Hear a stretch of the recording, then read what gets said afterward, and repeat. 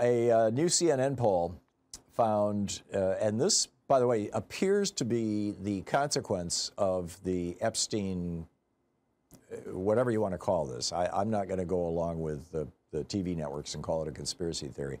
I don't think it's a conspiracy theory when somebody has been prosecuted successfully and sent to prison. It's a crime or a series of crimes. And, some report hundreds of victims, some report over 1,000 victims. Of course, who are the Johns, right? Who are the men who have been involved in this? Inquiring minds want to know. We know that Donald Trump flew on the Lolita Express at least 7 times, at least according to the flight logs that have been publicly released. So what's up with this? So anyhow, Trump won this election in large part because of, kind of the Joe Rogan manosphere thing. Young men listening to these increasingly right-wing shows, many of them actually, it turns out, subsidized by Russia.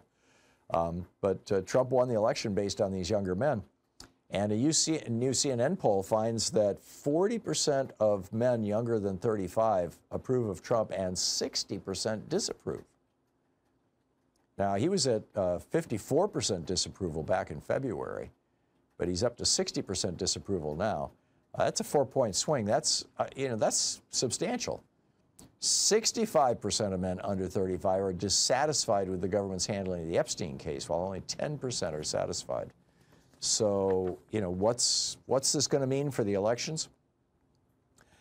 I'm skeptical that this will still be remembered, much less an issue in November of 2026, of 16 months from now, 18 months from now, whatever it is.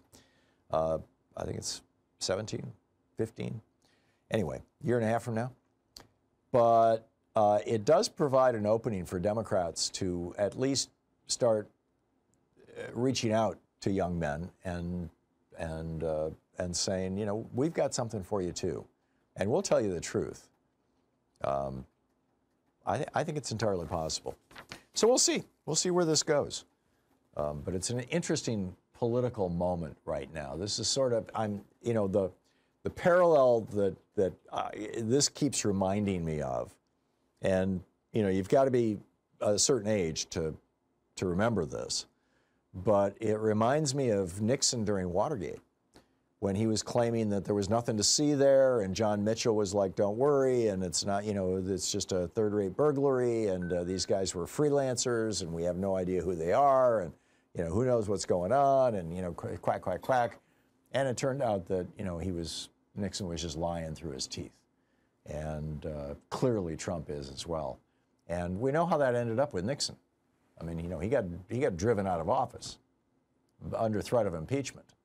Now, whether that'll happen with these Republicans today, I don't know. But, keep your eyes open, pay attention, and show up in the streets tomorrow, because we've got to have large numbers of us out there saying, no, we really don't want a sexual assaulter, an alleged rapist, a guy convicted of fraud, a guy convicted of election fraud, for God's sake, running our country, and the party that supports him.